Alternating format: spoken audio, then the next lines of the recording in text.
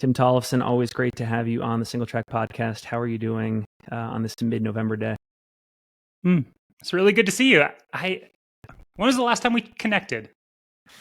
Gosh. We did Not have a on the phone pod conversation for a long about time. we had an off-the-record conversation about a month ago, which was great. I took a lot of the comments in that conversation I included in a talk track for today, in addition to that great conversation you had with Debo. So some stuff might blend, and if we have to take anything out, let me know. Great to talk with you again. Likewise. Yeah, it's funny you say that. I don't know, now it's been 12, 13 years of doing interviews, podcasts, whatever. I don't think I've ever requested an edit post. And I didn't even know that was possible for a long time until probably when I had that conversation with Rich Roll a few years ago. Like, he cut out some of like the banger takes I had. I was like, oh no, you should have left that in there. But I guess that was my first appreciation of like, when you're reaching a very large audience, sometimes you have to be a little more delicate and massage the material. We have a graveyard of about 15 to 20 episodes for Singletrack that I want to publish very badly, but the guest did not feel comfortable rolling with it. Interesting. I'll leave it at that. And I have to respect the wishes. I don't ever want to put people in an uncomfortable position. Let's start here. I want to release the Melanson files. So could we get that going? Someone should just hack into my Riverside FM account and we'll get everything they need to. Well, let's start here. So for years, this podcast for sure, certainly other prominent media outlets, maybe even yourself, we have collectively called for more professionalization in the sport. UTMB is certainly playing out a version of it. It's not like the end all be all, but it's a version of it. What do you see as problematic with the way that UTMB is living out this version of the sport? So perhaps my biggest concern or cautionary spidey sense that goes up is when one entity has too much power. And although now we are in a state that they are being forced or willing, I to give them credit, I think they're willing to accept feedback without external effort from organizations like the PTRA or maybe some other groups holding their hand to the fire. I don't think change would happen. And so I am very grateful that an organization that has such a powerful place in our community, in our sport, is taking feedback and listening. But I think that comment speaks to when there is one central governor in control, and people are going through motions because they have to play that game. It's an indication that it's not as healthy of an environment as it could be. And I say that very well being cognizant that every subset in our sport have some form of this. Our beloved Hard Rock and States, if you want to get in, you have to play by their rules. So if you want to get in UTMB, you have to play by their rules. And so in a sense, every popular event that has power or influence does have the ability to really shape portions of our sport, of our community, and they can pick winners and losers. And so in that sense, like, UTMB isn't doing anything inherently different. But I think, especially from the contrast of when I came up in the sport, knowing that the UTWT was it was a different model in that while we may have still had the same North Star as professionals, we had a greater variety of choice to get there. And I think now it's really, from a business standpoint, a brilliant move. And we've talked about this publicly if you are able to control all of the revenue streams into your one big hurrah, it makes a lot of sense. But I think it does just give a lot of power to one entity. I think if you had asked me 4 years ago, before we kind of knew how things were going to play out, I probably wouldn't have been able to describe it well then. But now I can say that what I wanted monopoly for the pro circuit, but I wanted also at the same time fragmentation for just the average runner. Like, I wanted the average runner to have a lot of choice, a lot of variety, not too much bureaucracy around it. But then for the pros, absolutely, I wanted like one circuit, one ranking system, one content platform, aggregation of like all the great talents of our era on the same start lines. And I'm not sure that that's really changed for me. But to me, one of the problems is those things have to currently coexist because of the participation-based business model that we operate in. Spot on. And until maybe they are teased out from one another, whether that's possible or not, it's going to continue this way. And it makes me, one thing, I have had a lot of conversations recently with runners that they have dreamt about, since we're talking about UTMB, let's use that as an example, but I think it is applicable for a lot of different events that have scaled in size. They work very diligently over the years to get into it for the experience that a lot of us that have the privilege of speaking on microphones paint the dream scenario of going out into the wilderness on this, hero's journey. And while at the tip of the field, often that is the case, like when I've been at UTMB, I've never been in, the largest pack I've ever experienced is the start line. And then, by Lake Contamine, there might be 5, 10, 15 of us. But for a lot of the people in the mid to the back of the pack, they're in conga lines for 36 to 42 hours. And so like the experience is a lot different than maybe like what we experienced at the front of the field. And so, yeah, I think it's interesting. And having that, as you described it, if we want the professionalization and the consolidation of the elite side, which I think as fans we do, and that's how you build fandom, it's at odds with the current makeup of the entire industry, because the events do not exist without mass participation, because they are footing a lot of the economic impact for an event. I was going to say, so we had Kelly Newland on the show a month ago, time flies. And, one of the points that she made was that, and I think that this could be disputed or at least debated, is that there is real economic value that the pros in our sport are driving, that they're kind of floating. But I've always been under the impression that they're actually being pretty heavily subsidized, that in effect, a lot of these race organizations and brands are actually sort of footing a bill to allow high performance to be on display. To what extent do you feel like, where do you fall in terms of like how much impact and influence economically the pros have on the sport versus just these people that want to have, like you said, this like wilderness experience or this hero's journey, getting around a loop or, point to point? Where do you come down on all this? Media follows the pro circuit. And so I think in that sense, from a marketing standpoint or from a reach or a distribution or a discoverability aspect, having elites really helps accelerate that for an event. And I think that the media and the brands see value by having that competition and the notable athletes on your start line. But what we have found in our short tenure of TrailFest, which we just finished our 4th edition, is that the majority of our runners, they enjoy, seeing or meeting with, the top names if they're in town, but they're there for their own reasons. They're there for their own whys. And I think it's a nice to have. It's not a need to have. And a lot of our runners actually don't even know who the top end of the sport are. I think TrailFest may be a interesting case study of, we had the Golden Trail World Series for 2 years. So literally the best athletes, men and women, at short sub-ultras in Mammoth competing. At the same time, majority of our runners are either first-timers or those that have no aspirations to go on to other global events or circuits. And so I found it a really cool mirroring of the community, because I've always believed that having both ends strengthen the entire experience for anyone, whether they know it or not. And I think it goes back to kind of how we built TrailFest, with intention of like thinking about all the little touch points that I would hope our runners don't actually notice, but if they weren't there, they would take notice that something felt a little different. And I think having, this, wide variety of individuals, like that demographic makeup, I think it strengthens the overall experience. And, because I do love the elite side, I enjoy being able to interact and tell those stories and elevate the voices and give them a platform to test themselves and make a career for themselves.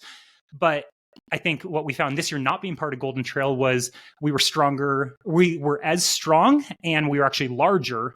And that our community that showed up in Mammoth, we're not asking for what was missing the year prior. Yeah, and for the record, I think I'm on your side for a lot of this. It's been a tough pill for me to swallow, because I think one of my assumptions for a long time was really putting a lot of stock in the influence around how much pros drive, for example, registrations at some of these events, because people, I don't know, like it just seems like they're figureheads, right? And action kind of follows their influence and their great performances. One thing on that I've thought about recently is to what extent that was true or is currently true. And I think a lot of it reflects the social media landscapes and the algorithmic changes that we're seeing.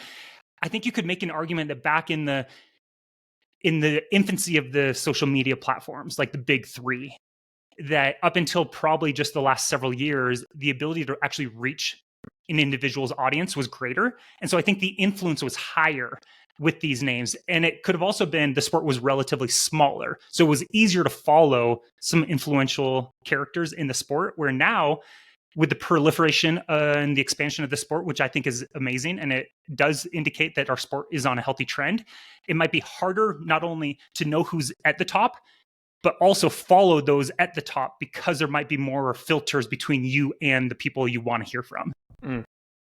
Okay. Yeah, let's stay here then. I asked this same question to and it'll come out in tandem with this episode, but I had Alyssa Clark. She's an on athlete and also sort of like media commentator in the sport. I had her on the show a few weeks ago, and one of the ideas that we were just bouncing around is just this marketing tactic where if an event like Trail Fest has the resources to do it, and if they deem it valuable enough, could Tim Tollefson, for example, could you see yourself, if you had the opportunity, would you buy an athlete essentially, and with the understanding that like they would have to participate in Trail Fest? Like, would you sign a contract with an athlete like a Courtney, a Katie, a Jim? Would you see value in signing them to some sort of exclusivity deal to participate in Mammoth Trail Fest, independent of other circuits and races, for X amount of years? Like, do you think you would actually see ROI from like pinning them down to participate in your races for a number of years, or would that be an unclear investment to you? That's a fascinating thought experiment. Initially, I'd say it's a gamble. It's an unproven, return. I guess maybe this goes back to your very first question. I would be very interested in entertaining this in only if we felt that we could actually provide enough value to that athlete and make sure that we were doing our part to elevate what they would be giving us in return. And I would also want some good exit clauses should either party not be happy with the relationship, because like any good partnership, I don't want to be in a partnership with someone that doesn't want to be there. And so I think if we could align in values of what we were hoping to accomplish, we had a vision of what we were hoping to maybe unlock or provide to the community as a benefit, I think it would be really neat. But it may only make sense if there was what I kind of have floated around for a few years is like that Indy Cup or the American Trail League of like, then if we had that model, could we sign an Alyssa or a Jim or a Caleb to the American Trail League? I think it would be worthy looking at that, but it would have to mean something. Otherwise, I wouldn't want to steal their opportunity from maybe doing something else. But it is a fascinating concept of, you see this in other sports where you do want to be able to basically, leverage that relationship in a positive way. But I think it also would be important to give the athlete a share of something out of this. So if it's like we can build a league or a model that the athletes are going to commit to us, I think they should have a seat at the table in the revenue share, where if we're unlocking maybe some larger brand dollars or non-endemic partners, it should trickle down into them as well. Like, so it shouldn't just be a top heavy thing, because then we run the risk of like, we're just going to be the UTMB World Series where we get fat and happy and lazy, and it's not really benefiting maybe the sport. If I was to summarize two things that I picked up from what you were talking about with Dylan, prize money is not as obvious an incentive driver for participation in these races as maybe I thought that they were long term. Maybe as a tactic long term, I am selling sort of the importance of prize money as a carrot to get someone to come to an event and elite. And then number two, it doesn't sound like we have enough fans of the sport for the pros to matter as much as maybe I thought they've mattered historically. Yeah, it's I think there's truth to both of those statements. I mean, there's a tipping point in prize money, right? At minimum, I think that in an event, if you are operating with enough capital, and you want elites to be coming, I think it's a tithing back to the sport that is almost owed, that you should be contributing in some way. But to make it truly meaningful, to dictate choice or change behaviors on the elite side, I think that's actually going to need a significant more. Like we've experimented with probably $20,000 to $40,000 in prize money a year. Run Rabbit Run's a great example of the largest prize purse in North America, and they historically have not been able to attract enough of a talent pool away from UTMB.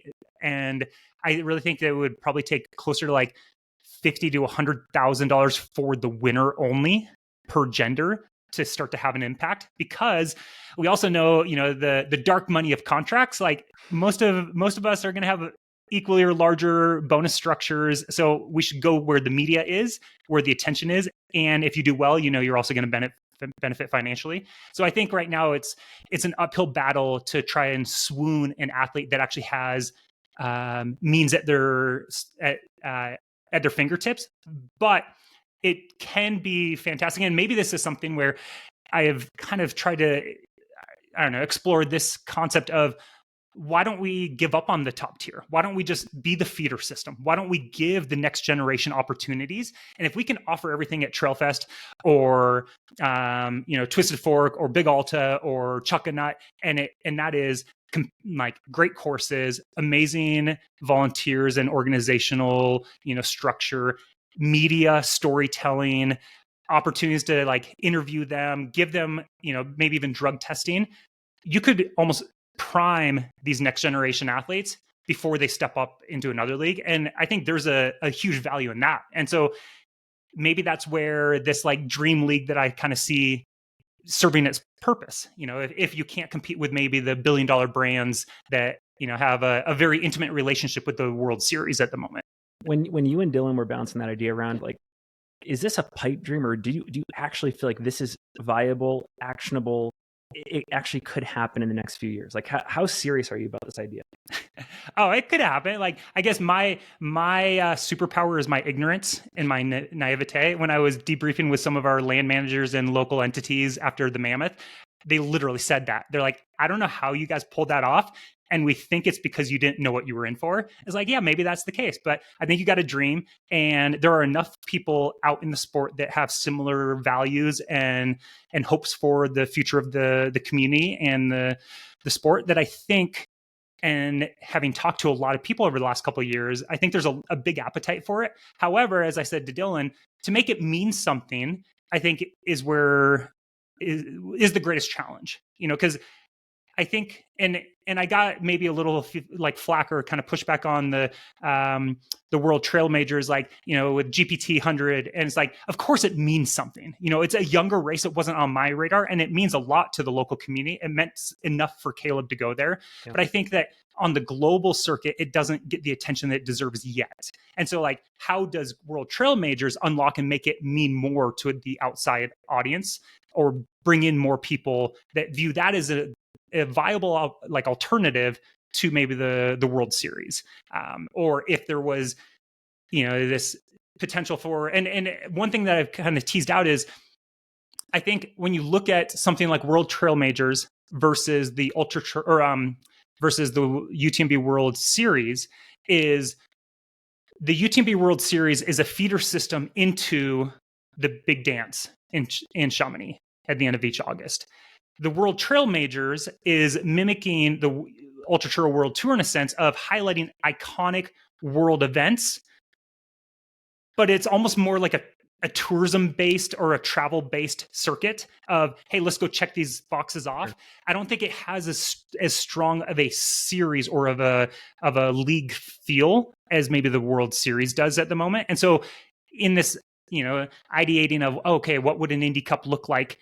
Maybe it would have to be North American centric, because it may not make a lot of sense to send people all over the world, for a number of different reasons, if it's not really feeding into something else.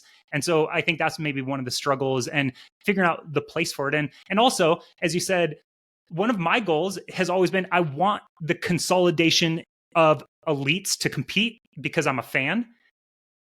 But if you launch another league, you're just fragmenting the entire system even more. So you're not helping necessarily. So it's like, are you just creating more problem and drawing away from things? Or, should we have more conversation and more seats at the table of the leagues that exist, or the circuits that exist, and hopefully shape where those are going? I think the only problem there is they're already established with stakeholders that have no incentive to give up an onus or any sort, or like revenue share with the stakeholders below the top tier.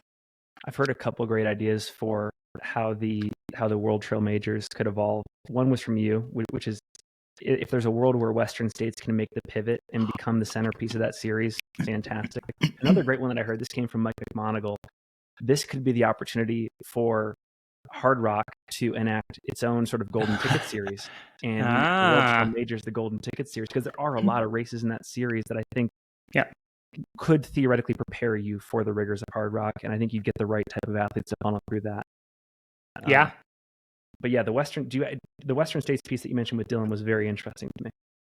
If you strip everything else away, and if you were to take let's say a graduate level class in sports marketing, and they evaluated all these independent events, I think they would identify that Western states as part of the UTMB World Series is an outlier.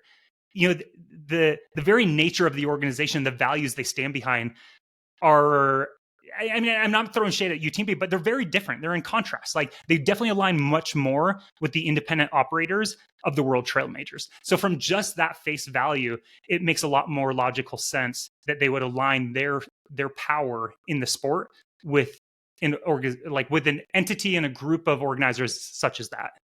Okay.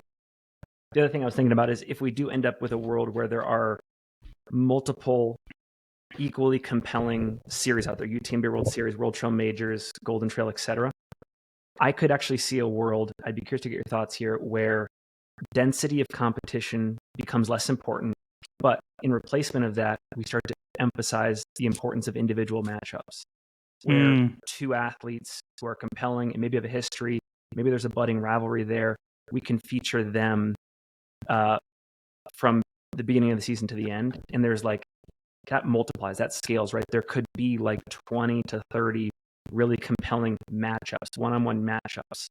So it's like natural selection or the snow league, kind of what they're doing in the extreme sports world, where it is more head-to-head. There's an opportunity for that. Yeah, I think there's something there. And you talk to even a lot of elites currently, our fixation on course records and time is not dissimilar to the marathon world, where it's no, can't we just compete? And I think as you strip away maybe just the clock, it opens up more opportunity for those head-to-head matches to matter. And we're not using the rubric of, did they break the course record this time? Yeah. Are you in the Jim Walmsley camp that sort of it's futile to emphasize these course record talking points and just the data around that? Yeah, I always have been. I come from, I really respect guys like Jim that still get a lot out of themselves when they're seemingly untested. Because in my career, it was, if I had the win, I would kind of ease off, and course records really didn't matter to me. It was much more about I was trying to compete, and so I think it also, as cool as it is to have those metrics to compare historical times and generations amongst each other, it can serve a challenge for the curious fan that gets into it to attach too much meaning on something and maybe not give as much credit to a performance because they're looking at a historical template and not appreciating the nuance of why they may be vastly different. Because anyone that's run a trail race They know that there are so many different variables that are going to contribute to that. And so I think that is one of the dangers, is if we have that as the most important grading rule, then it could lessen some of the amazing performances that we're seeing if we're fixated on it. One last question sort of on, because we've been talking about sort of like what elite athletes want out of this sport. And I think one of the ways to answer this question is maybe to think about your own career. Like if we go back to one of the years where you were truly one of the best in the sport, you were at the height of your powers, you pick like 2017 Tim, 2018 Tim. If you could think it's going to be 2026 Tim. There you go. You still got matches to burn. But like, okay, but let's just, for the sake of this argument, pick 2018 Tim. Can you go back to that year and just reflect on what you wanted out of the sport, out of these leagues, out of these races as an elite athlete, and how that could be productive for the conversation going on today? Respect. I wanted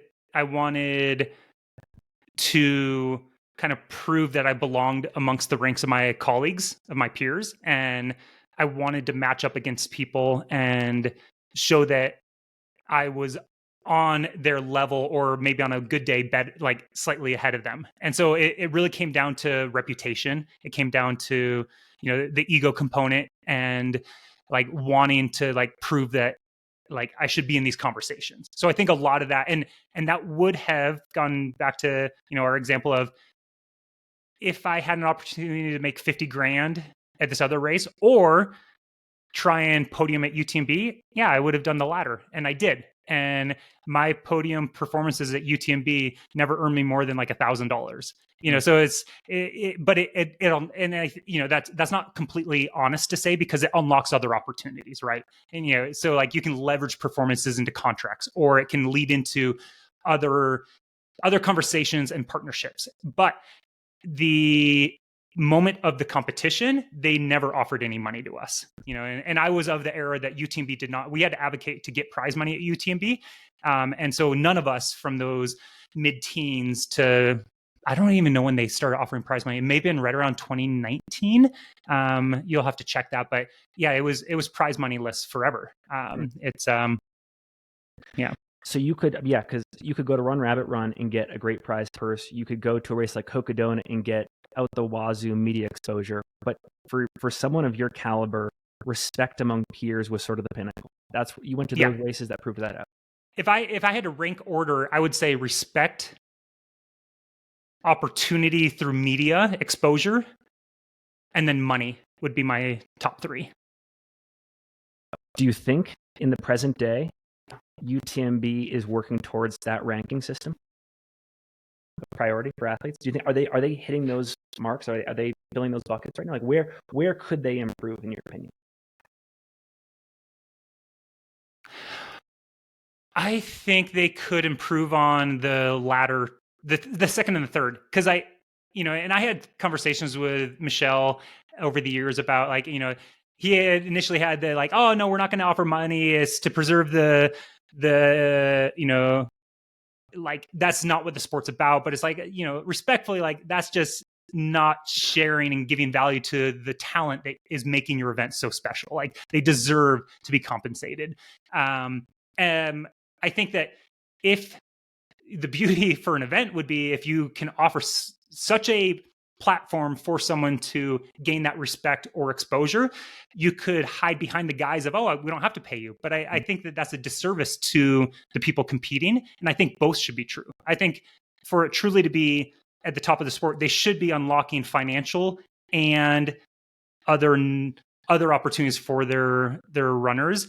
And I would say that they could do a better job of elevating other voices that come to their event through who they choose to highlight. I think that could be something that they could do better at, which is obviously a challenge. Like I'm not going to say that they don't try, and I think they do a fair job. But I think as you become the true leader in this sport, it does come with a lot of responsibility to help elevate the voices from a variety of different groups. And I think that's something that is a challenge. But I would hope that they continue to like ask themselves, how could we do better? How do we bring more voices into the fold to help us unlock this stuff? And how do we use our grand media arm to not only tell the stories of these amazing athletes that are competing for our top prizes, but use it as a hopeful welcoming for more people to join the sport and get excited.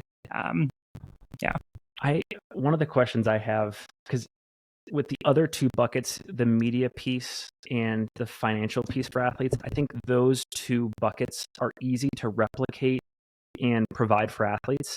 I think porting over the respect piece is really tough because it requires coordinating all these elite athletes to move to a different race.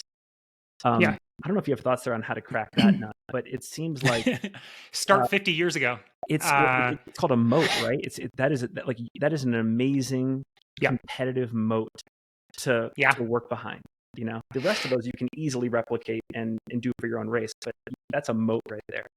And that's something where I think is near impossible because you need the community to have a voice in telling you what matters. You know, we can create something, but for people to actually have lasting staying power and longevity, I think it has to transcend just the spotlight that maybe the media is putting on it. And there has to be buy-in collectively across the landscape. And that's where I don't think you can just create that currency, despite, as you said, the media and the financial maybe being the easiest ones to unlock. I think to actually make something matter is going to take some time. And so you can't rush that. You can't buy influence necessarily, not in a meaningful way, not in a lasting way. And so, I think we've seen a lot of great events rise and fall in our sport, especially in North America. And we're North American centric here. Like, I think we just have to admit our bias. Like, that's where we live. That's where we have our businesses. That's most of our friends. It's also the easiest place to be in the community. But there have been a lot of events that have risen and fallen that had seemingly everything, but I think they were top heavy on really the money or the media exposure.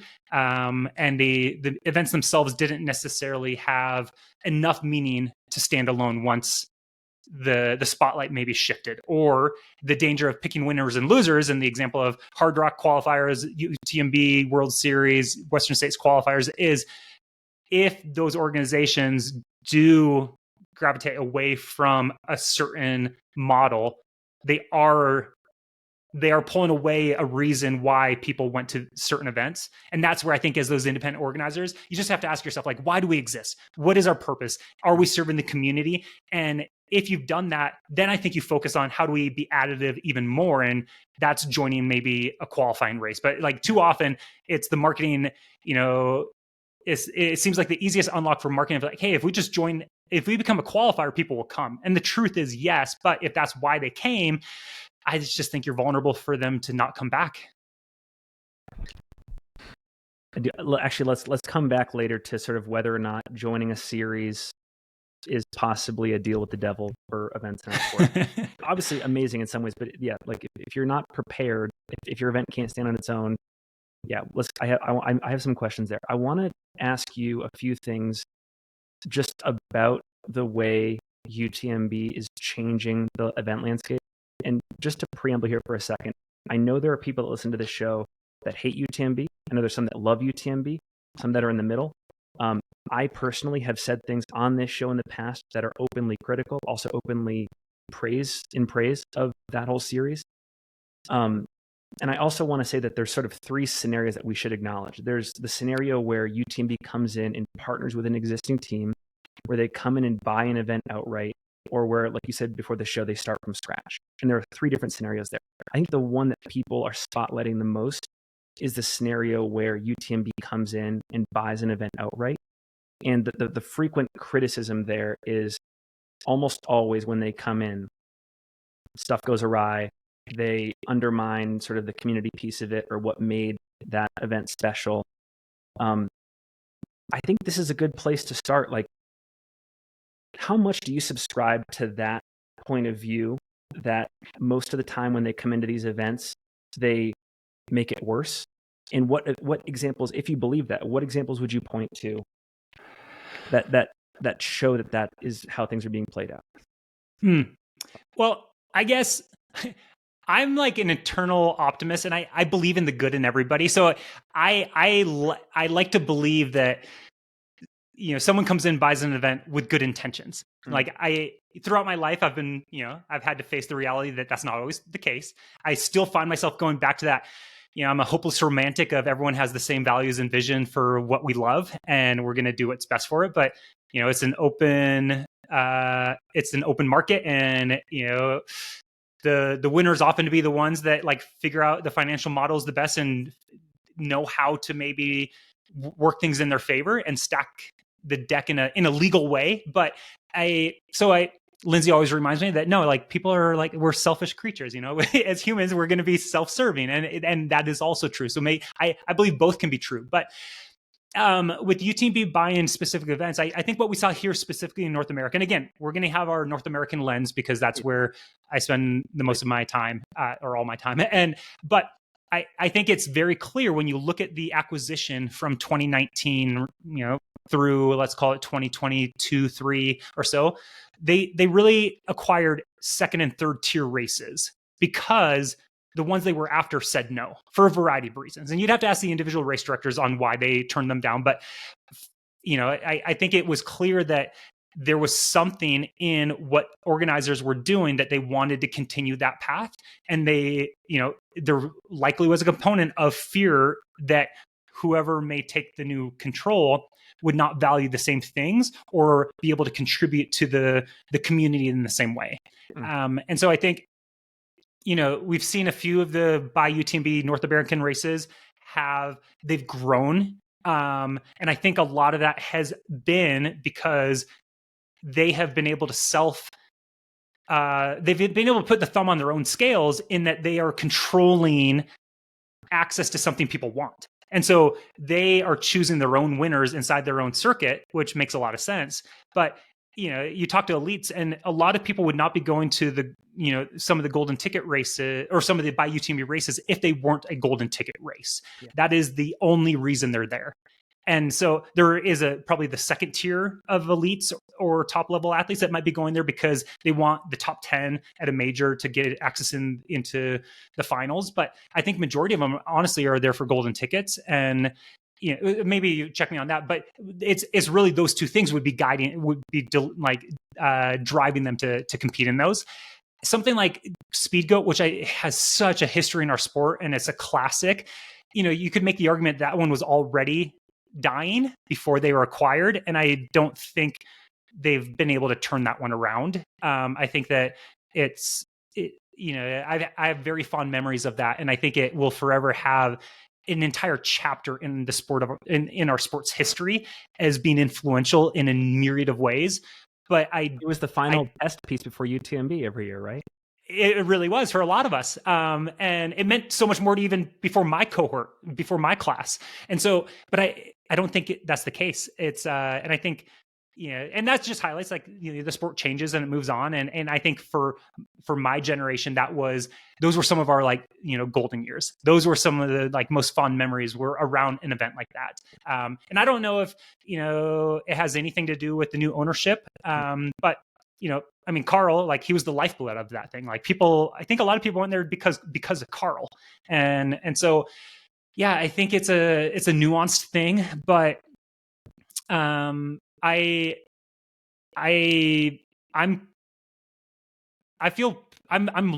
very confident that, especially in North America, people will continue to support the events that align with their values. And you're going to have, myself included, we're going to then jump into different events because we need to unlock something else. And there's nothing wrong with that. But I think that we are still a bit of, this is that a word? Unwrangable, untamable Western culture. Mustangs. We are like, we hate being told what to do. And so I think it's always going to be difficult. And that could be even a major hole in my own theory of like an Indy Cup or American Trail League is how could you even get enough people to buy into it? Like we all are so idealistic and while we might have a core shared sense of values, like we like operating independently. Like there's something beautiful about that. And that's one nod that I do love about the World Trail Majors at the moment is they've made an effort and a point that they want to maintain their uniqueness and their individuality while collectively offering something greater. And I think that's with the proliferation of the World Series, their intention is to standardize and to commercialize in a positive way. Like, I'm not using that as a pejorative, but it's really like, okay, ask yourself, do you want to go to Starbucks in every city you go to, or do you want to find that cool hole in the wall coffee shop that's going to do, a macchiato or a pour over slightly different, like, and you want the ambiance and the vibe. And it's like, both are amazing business models, both offer really cool third spaces, but which one lights you up?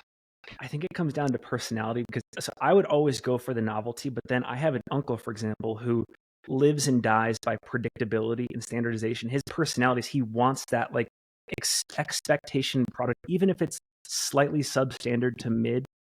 He needs that for his personality, for his like well-being. So he goes for this. I think his answer would be, I would go to Starbucks everywhere.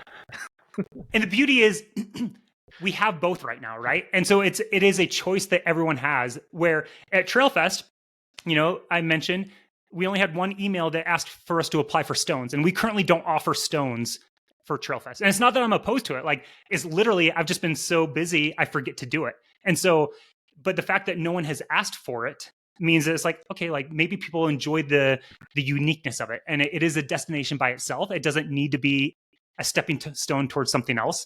And so, I love that there, and that's what I would want to continue to say. I want to see choice, where if you want the standardization and the predictability, and exactly what you're getting, there should be an option for you there.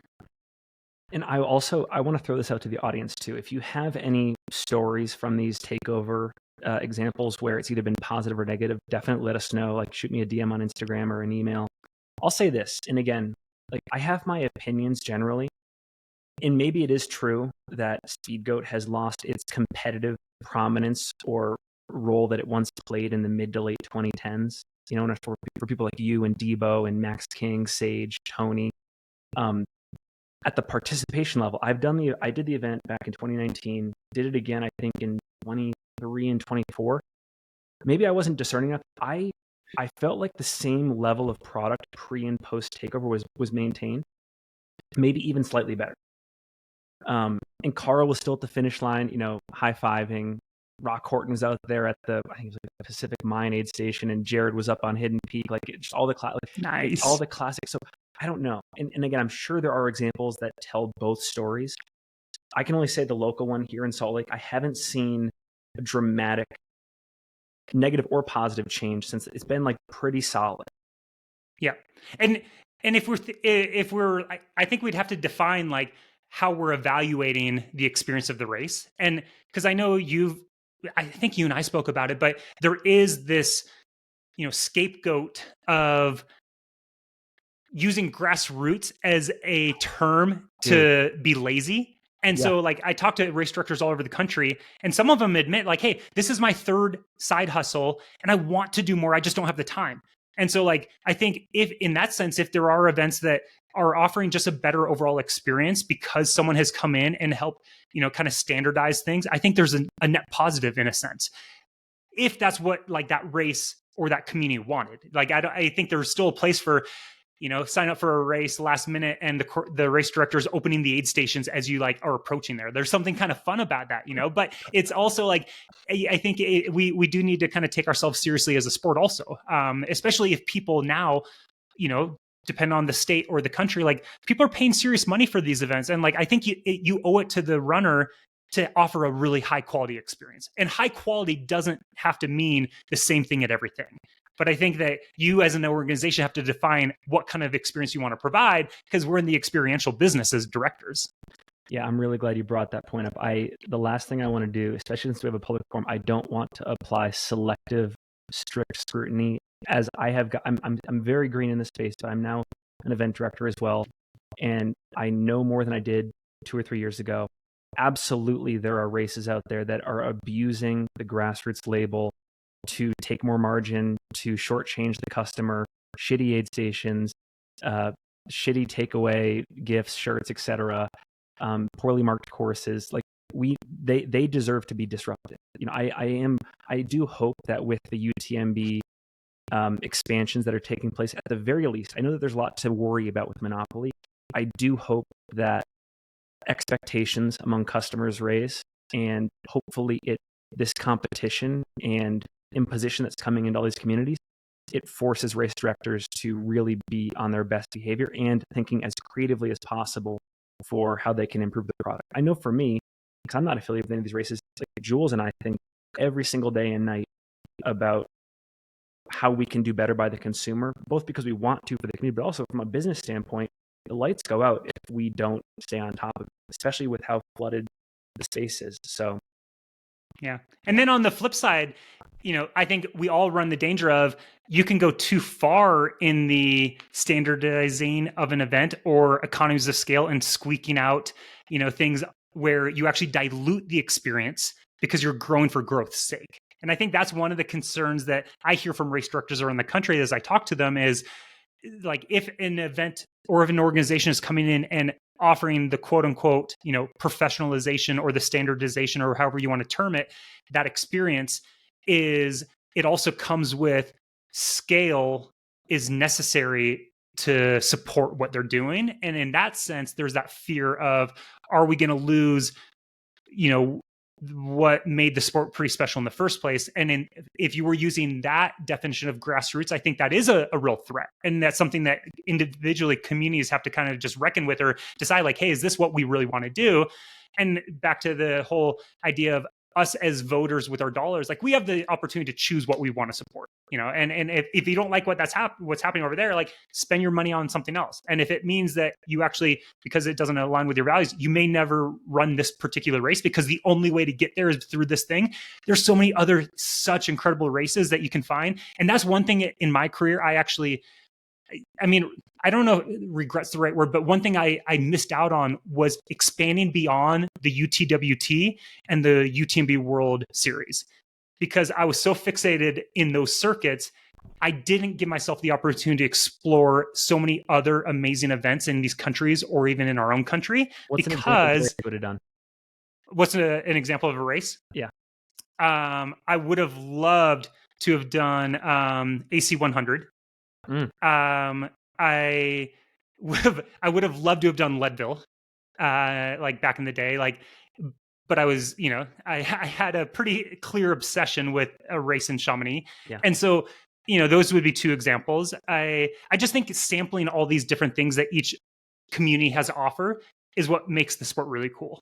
And when you get into your little rut or your routine, it's easy not to see that there are amazing events everywhere else. And even in like the Alps, you talk to anyone in those areas, they will list 5 to 10 other comparable events to UTMB that they say you must go do, from a beauty, from the aesthetic, to the organization, to the potentially even competition side. It just doesn't get the love because all the oxygen is burned, taken up from the big elephant, which makes sense. I know, and again, with the massive caveat that from everything we can see publicly, Mammoth Trail Fest is a growing, massive success. So that's the caveat. As an independent race director in the sport, do you feel threatened by UTMB?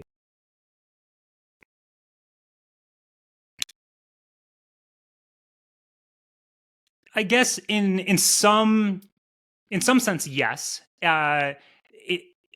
Because I think about, like, I guess one of the challenges our team always comes back to is knowing that the industry standard for return from runners year over year is quite low.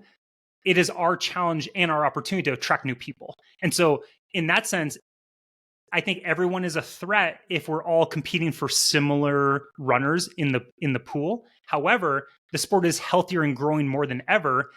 I view all of the other events as things to learn from, and that if we are going back and trying to provide what we have set out to and we hold ourselves accountable to, we're confident that people are going to keep coming to us. And so this is why I take the open source nature of our community, where I think is very, like, a strong analog would be like skate. Like, someone does a trick and that trick is out there, and then you take that trick and you iterate and you do something else, right?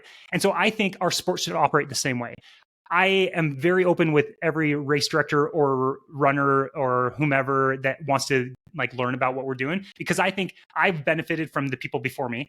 I want them to benefit from me, and I hope they push the sport in a different way than I. So in that sense, I don't view anyone as a risk, because I think we're all actually working towards the same things.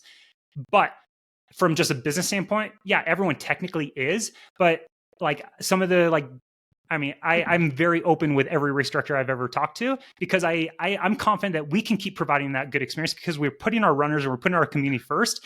And I think if that continues to be kind of our guiding light, like if people choose to move on, I think that we're still going to be attractive to someone else. Maybe the better question I should have asked is, do you feel like, and that this is all great context, do you feel like you are in control of your fate in this sport as an event long term? Like if you fail, is it because it was on you and you succeed? Because or is it market forces? So let's say I was Trailfest. We were part of the Golden Trail World Series for 2 years.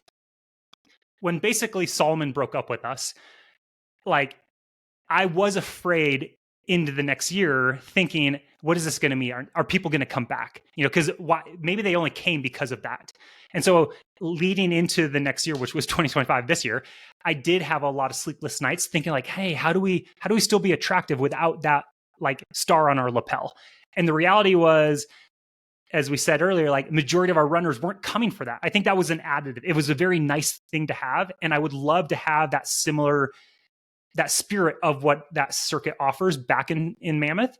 But ultimately, like what we learned was people were still coming to us for other reasons. Like they had other whys. And so we didn't need that for validation. And that, I guess, is a signal that we're on the right path for sustainability in terms of market forces will always be at play, but it gives us confidence on what we're building. And we're still very young. So, it could be, I could completely be misreading the market, but I feel more comfortable year over year as we are getting the feedback from our runners that we're on the right path.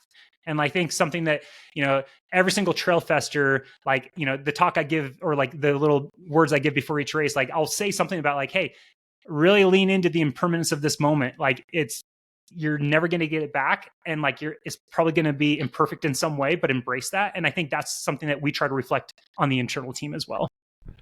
It's really interesting to me. It feels like a little bit of like cognitive dissonance at play, but from some race directors and runners. So it's really from a lot of people in the community. I'll hear them say on the one hand that UTMB is engaged in putting out an inferior product at scale. But at the same time, they're also worried that those events, runners are going to go choose those events instead of their events, which are theoretically better. That's really confusing to me. I would think that if they are making the point that they're putting out an inferior product, that should raise the signal that there's nothing to worry about, because if you're putting out a better product than them, you're going to win in the marketplace. Like the runners are intelligent, our community is intelligent. They're going to be able to see what's good and what's bad. They're going to choose the better product. But maybe the carrot of UTMB, maybe the carrot of doing that loop in Chamonix is so compelling and strong that the community will tolerate theoretically inferior products just to get there. I don't know.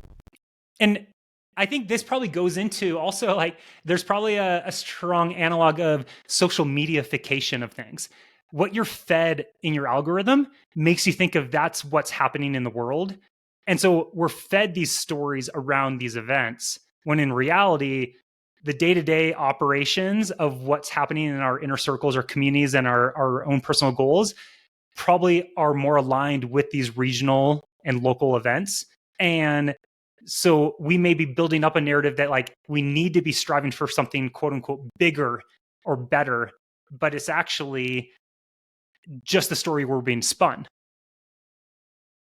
Can I'm going to make a point that you made earlier. And as a very small time race director, I'm actually really excited that UTMB is on the scene for the reasons you mentioned earlier about being an elite athlete in the sport. You said that your number one criteria is respect, and you want to like really demonstrate how good you are amongst the best of your class, the best of your cohort. I like UTMB being here because if Ironman's in this space, if UTMB's in this space, I can guarantee that if my event does get to a place where I want it to go, I did it under the most difficult innovation necessary circumstances. I really do embrace the competition. I know there are fears around monopoly and taking that all out of the equation and just market force stuff. I love that there's all of us here. I see it as a laboratory for greatness personally. I want them to be here because it makes our product better. I think there's a lot of truth in that, right? Like, and you see that in any industry where if any of us become complacent, we're ripe for disruption. And so like, if something holds your feet to the fire to maybe iterate or change or like rethink some things, I would hope we all benefit as a result, right? It's and to be clear, like I'm inherently a very anxious person. So I always think like next year's going to be the last. And like, so I do fear for the future of Trailfest, but I think from a healthy place. But the moment that we are completely complacent and just going through the motions, I think is the moment that I really should be looking at like an exit of, hey, who could do this more not effectively, who could do this with more heart? Because I think the runners deserve that, right? And so, yeah, competition inherently is a positive thing. I think the concerns are valid as we've seen examples of races being popped up in certain communities where there's already good events. And so then you have to ask yourself, like, why is that being placed there? And I think that was a very strong, there were some very strong feelings from like the Ironman world of that happening as the globalization of the circuit was cemented. And so I think that's when I talk to people, that's one of the strongest fears of that happening to our sport. But I don't think, and we'll have to timestamp it. Maybe we look back in 10 years, but I don't think that will happen because our sport is so different than triathlon in the first place. There's so many more opportunities to race, and the barrier to entry from a logistics standpoint is lower than putting on an Ironman or a triathlon. So I think in that sense, there's a greater market to choose from.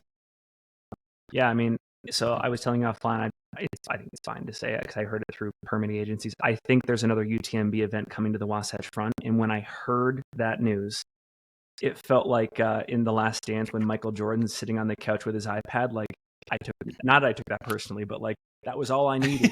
That was all. Yeah. You gave Karl Malone MVP. That was all I needed. I'm going to show him why it's not. Like, it motivated me because we have an event at the same time with Antelope Island. That was all the motivation that I needed to go out and just like, how can I make Antelope Island so compelling that runners just go there default? I need that sense of urgency right behind me to be my best. Yeah, I don't know. It's weird.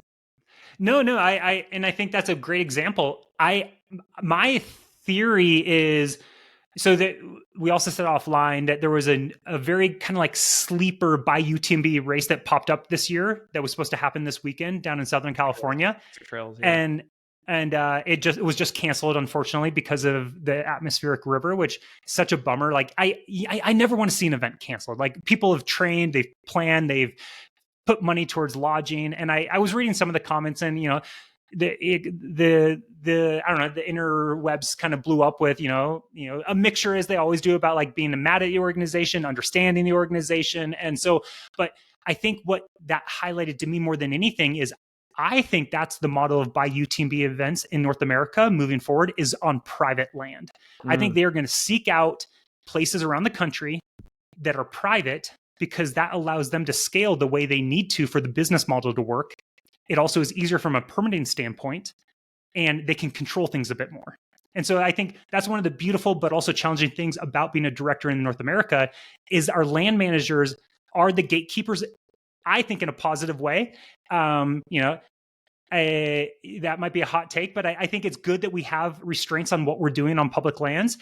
But I think that if I were a multinational organization trying to get a circuit that has staying power, I'd be looking at removing as many of those potential variables that could suddenly shift depending on the administration, depending on all these other things. And if I could just buy my way into private land, why not? And in that sense, I think that could be a model.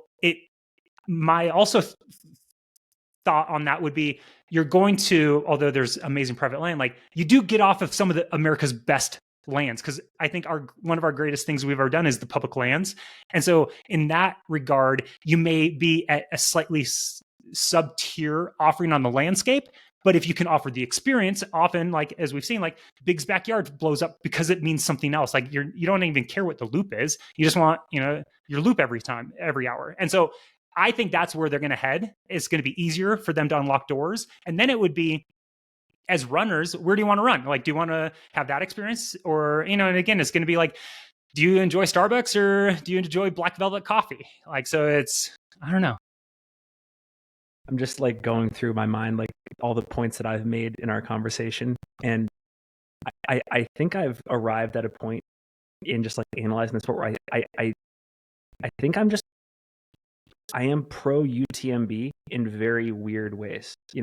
Like in North America, I've had 2 UTMB experiences, Desert Rats and Speed Goat, solid. Had solid experiences at both races. So from a consumer experience standpoint, fantastic. And then I think I just come down on like competition's good for the sport. I like that they're coming into all these communities. I like the challenge. I think it forces the current crop of race directors to be better, including myself, including you. And I could be wrong. We'll see how this all plays out. We'll see if like the monopoly fears are true. We'll see if any of these sort of unfair business practices fears are true. But I'm optimistic. And I should also say, I know and love a lot of the people in the organization. They're good people. A lot of them care about the sport. I had great rapport with some of them. They have not influenced any of my thoughts here. I think that's where it's easy to disconnect, to think that an organization is run by people that don't care. Like, and it's never the case, as far as I know. People are behind the genesis of the organization, and they, on the outset, they care. And I've known Michelle and Katrine for over a decade, and I know a lot of the other people and some of the people in charge of the North American expansion, and I don't think there's a shortage of caring. So I think it is important, as whether you love or hate what's happening, is like recognize that there are people behind this, and we are flawed, and we have our idiosyncrasies, but I think that it's it's really asking yourself, like, where do you want to operate? Because there's so many options right now. If that's not for you, honestly, I think the people that probably have like the greatest fear in this could be founded is like those operators, as you said. Like, if someone's, and if UTMB pops up in Mammoth, like, of course I'm going to be threatened. Like I'm going to be like, I'm going to be scared in the sense, like, I'm going to be like, wait, what the heck? Like, insecure, and what are we doing? But you can't control those things. Okay. Before we go, there's one last topic I want to cover with you. And it was something you said on Free Trail, which I thought was super interesting. And I'm paraphrasing, but you said, our greatest resource here in North America on the scene is our culture, our community, and our media arm. And we are currently exporting those all globally at this time. Should we just keep it all here? Are you like America first? Like, should we just build it here? Should we just retract and just build it all here? I think we should probably export Singletrack media, but the rest of them, they could all stay. Drain the swamp of Singletrack. I've heard rumors. I've talked to Brett. So, I've never. What's my take on that? I think my biggest concern is if you could apply this to any industry, like if there are people or stakeholders that have so much value they're contributing, why aren't they part of the net benefit or growth of those same communities? And so that's something I would want to advocate for and argue for, is if we do have such power in the things you listed, why wouldn't those same entities or those same groups benefit from the proliferation and the globalization and the expansion of the sport in not only a cultural and a voice standpoint, but a financial standpoint? And I think that's my concern, is that if you do have people coming in and recognizing the reason they want to be here is because North America is such a powerful market. That's why a lot of global brands want to target North America for shoes and apparel, like, because this is an important market. And we're an important market for a number of reasons. So why not benefit from that expansion? And I think right now, the way the models are set up, and media rights obviously are a huge revenue generator for a league or a series, there's no trickle down economics into things. And you could say, oh yeah, well now they're offering prize money, or they have, yeah, a lot of that honestly was Hoka's doing. Like Hoka did a great job of like saying, no, like we need to offer money to these athletes at UTMB, you know? And so I think it came from, you know, like some of these brands recognizing the importance. But I think that's something where I advocate for. So it's almost non-denominational or non-territorial, but it would be, if a community has a vital resource, I would hope that community is benefiting as it's being exported or celebrated. Maybe not exported, so maybe it was a strong way to say it, but that's my take. I just think that I would love to see a greater share of the potential revenue as things grow. Okay, I know I said this is true the last one. You said this on Free Trail, and it could be a whole podcast, but you said that you're selling the Golden Trail series. Why should we be skeptical about the long-term viability of one of the most visible, prominent, organized elite athlete series in our sport? Oh man, you're going to get me in trouble. So I think, so what I've gathered from this is some of it is with the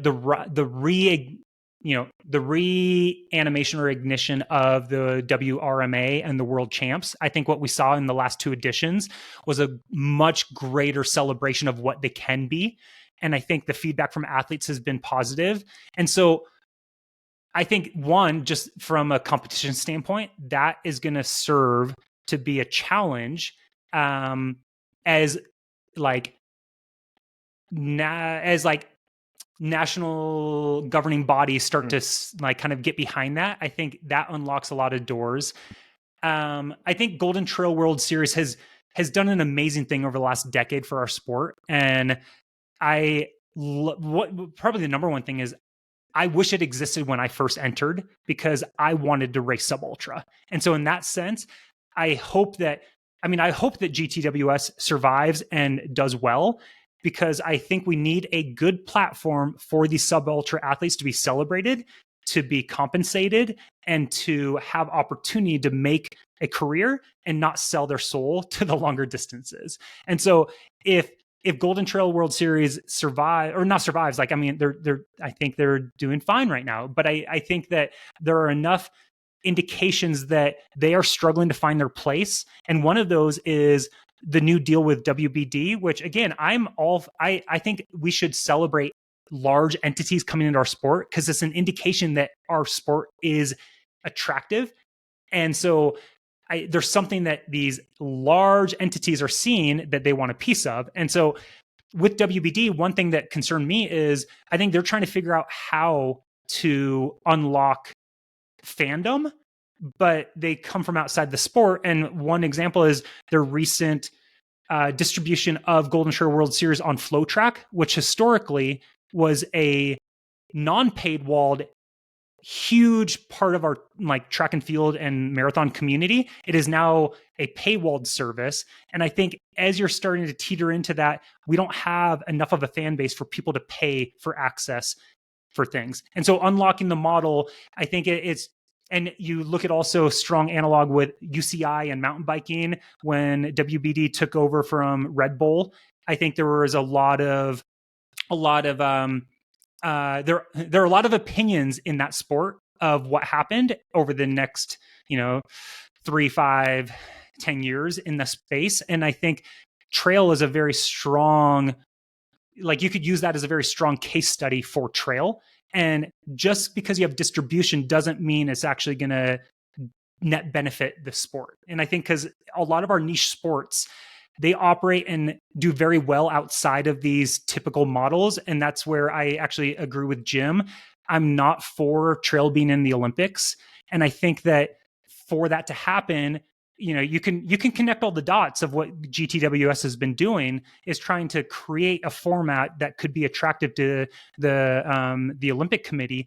But I think it will be pared down even more, and it will be something that like the sport won't recognize or be a fan of to comply with the restraints of what the Olympic Committee wants for a television product. And so I think that there's, I think they're trying to find their footing. And I think as you follow the media, like in the metrics, it's kind of an indication that they're currently in a like finding themselves moment. And again, I hope they find themselves, because as a fan, and as I said, as like the sub ultra, I think is the best product out there right now. But if you look at, as an example, the GTWS finals, the presence of fans or people there, it's very underwhelming compared to when they show up at Zagama, Mont Blanc, Sierzanal. And I think that's an example of like the initial model of piggybacking off and elevating classic races worked. Creating your own races is a much harder model. Okay. So there's news today that Broken Arrow and Solomon are parting ways. And does that mean that theoretically starting next year, there are no Golden Trail World Series races in North America? Well, it could appear that way. I would speculate that Golden Trail needs the events in a pretty important manner, so they would be willing to find ways to co-brand or share visibility. Wow. And so, and it's very likely like Broken Arrow is going to end up with Brooks or Nike. And so Golden Trail / Solomon would have to figure out, like, if this is an important enough stop, how do we co-brand some visibility at the event so all the partners benefit from this? Crazy interesting times. Yeah. But again, like, and I've had conversations with the WBD for about a year. I was part of Golden Trail for 2 years, like amazing people that I've worked with and operated with. And ultimately it's kind of like, we've had opportunity to like cement our place on different circuits, but we have chosen not to. And maybe in the long run, I'll regret it. But right now it's because I think there's too many things at play that ties into everything we've been saying. I want a very sustainable model for Trailfest, and I want sustainable models for the events that all of us as a community love.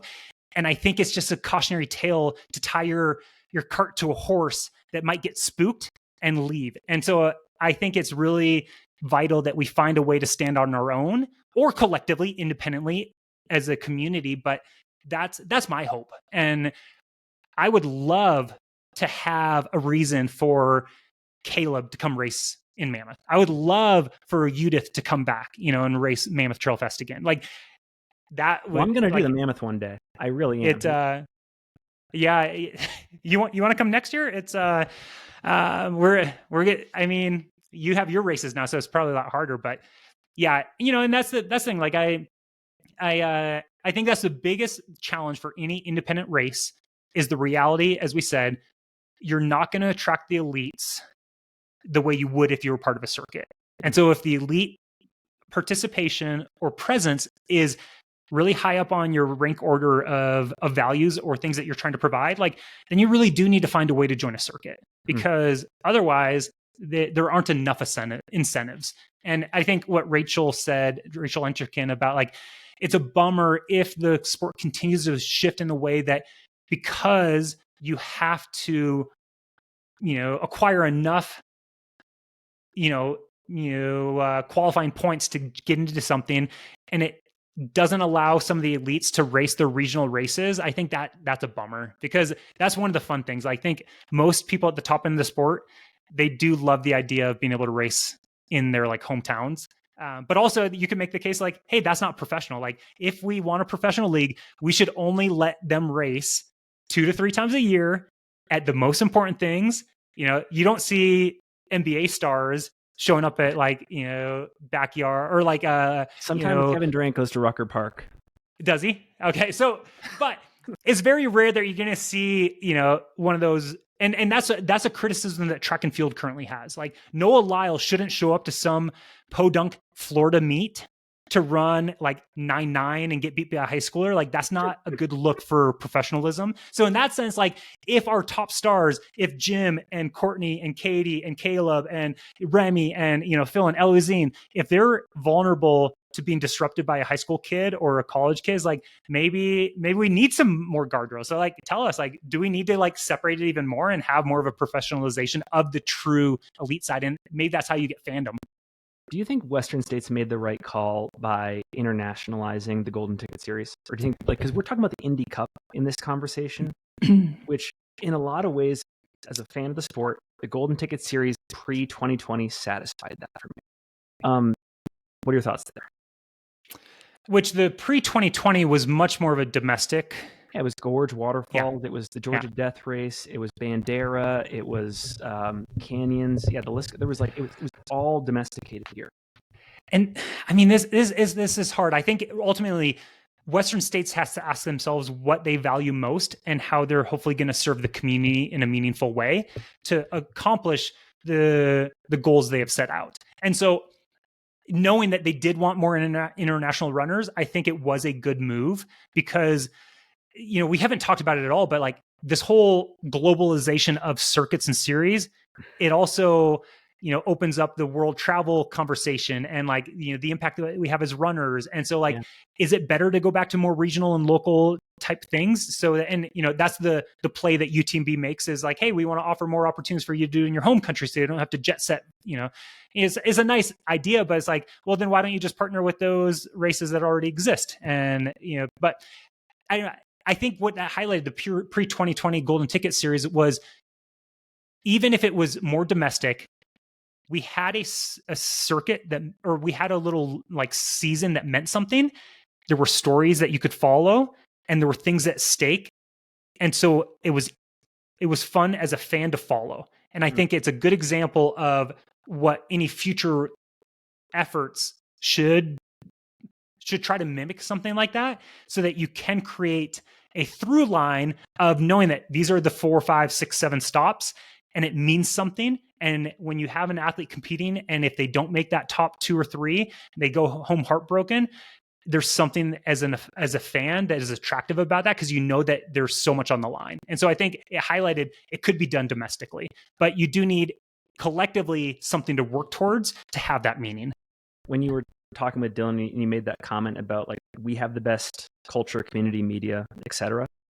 One of the first thoughts I had was yes. And, you know, we're one of the only sports out there in the world where the professional part of it is so dispersed globally. If you look at basketball, baseball, football, soccer, for the most part, the number one professional league in each of those arenas is like mostly on one continent.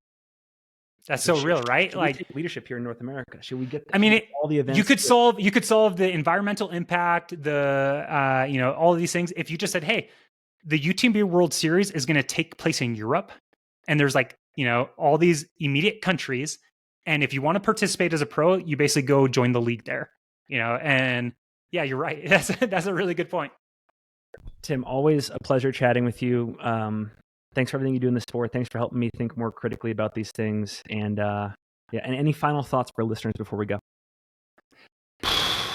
I think I'll just harp back on like, collectively, we have a very powerful voice, and much like the outdoor state can make impacts on politics, I think if there are things that we want to see happen in our running and trail community, just join the conversation. Have a chat with people on your group run, reach out to your local organizers. If there are events that you love and you don't want to see them go away, support them. Make sure you sign up for them. Sign up early and often. As an organizer, it's really hard to plan and budget when someone signs up 2 weeks before. I do this, and now that I'm an organizer, or I did that all the time, I'm like, man, I used to email Carl Wednesday of Speedgo and ask for a free entry. Like, elites are the worst. Let's just say that. But I think if there's something you love, vote with your dollars and make sure that it sticks around.